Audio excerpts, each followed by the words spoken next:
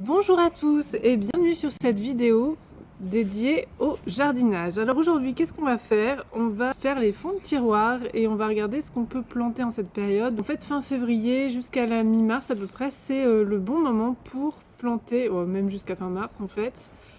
C'est le bon moment pour planter vos petites racines de curcuma et de gingembre. Alors, je vous montre pas le gingembre parce que je l'ai fait il y a exactement 13 jours et ça donne ça pour l'instant.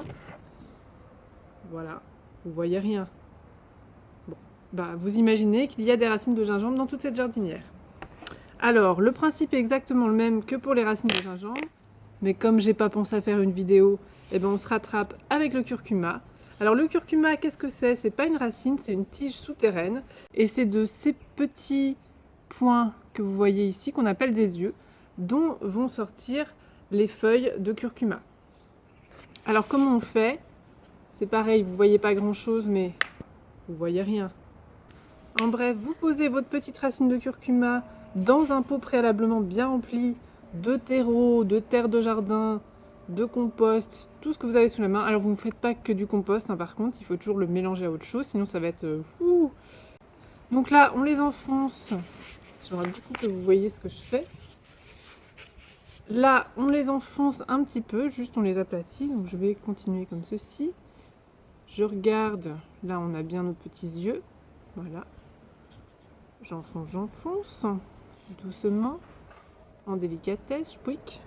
Vous voyez rien. Et là, franchement les racines, ah oui, où est-ce que je les ai trouvées? Vous les achetez dans des magasins bio de préférence, parce que souvent, quand c'est pas bio, ils mettent des traitements qui empêchent que ça germe et que ça fasse une plante, justement. Bon là j'en ai que 3, hein, donc je vais les placer un peu... comme ça, de manière parallèle, quoi. Celui-là, il est plein, on dirait qu'il a été fait pour être planté. Voilà, et qu'est-ce qu'on fait après? Vous voyez rien. Et bien après, on recouvre légèrement de terreau. Alors, c'est parti en direct. Je prends mon sac de terreau. Alors, je dis légèrement. Hein. Et ensuite, vous placez votre pot dans un endroit chaud. Il faut qu'il fasse 20 degrés, hein, donc ça va aller encore dans mon bureau. Je vais encore crever de chaud. Mais comme il y a plein de semis en ce moment qui ont besoin de chaleur pour germer, notamment les aubergines et les piments, ils iront tous ensemble. Blablabla. Voilà, donc j'ai recouvert légèrement le terreau. Voilà ce que ça donne. Ensuite, vous arroserez abondamment. Et vous veillez toujours à garder le terreau légèrement humide, mais c'est comme c'est une racine un peu épaisse, ça peut vite pourrir. Alors, un verre d'eau par semaine, ça devrait aller.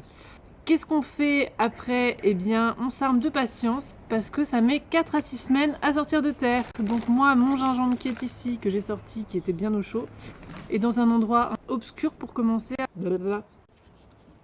J'ai vu que ça devait être obscur, mais en même temps, c'est sous la terre, c'est déjà un peu obscur. Bon, je les ai pas mis près d'une fenêtre, quoi. Passons sur ce petit détail technique.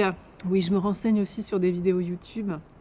Vous les mettez en terre, puis c'est tout. Vous attendez 4 à 6 semaines, et une fois que c'est fait, c'est fait, c'est comme ça. Donc vous attendez 4 à 6 semaines, et 6 mois plus tard, vous pourrez récolter les racines de curcuma et de gingembre.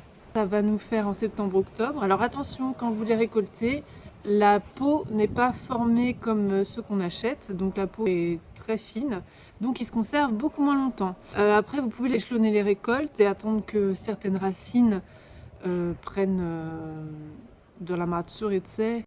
Donc une fois que vous avez bien arrosé votre pot, vous le mettez dans un endroit chaud où il fait 20 degrés. Et vous pourrez donc récolter dans 6 mois. Alors à savoir que quand vous récoltez, donc là ça sera en septembre à peu près, septembre-octobre, la peau est très fine en fait, c'est comme des patates nouvelles finalement. Et donc ça se conserve beaucoup moins longtemps, donc vous pouvez les consommer rapidement, le gingembre frais, ou les mettre au congélateur. Il paraît que ça se conserve très bien. Je suis en train de faire des squats parce que je n'ai pas de trépied pour ma caméra et ça commence à me faire mal au dos ou aux cuisses, c'est au choix. Pour la petite parenthèse. Vous le laissez dans votre pièce à 20 degrés et si vous en avez marre de voir des pots dans votre bureau, vous pouvez les acclimater dès que les risques de gelée sont partis, donc en mai. et vous mettez votre pot dehors pendant quelques heures, puis après vous le rentrez, puis après vous le remettez dehors pour que les plants se fortifient.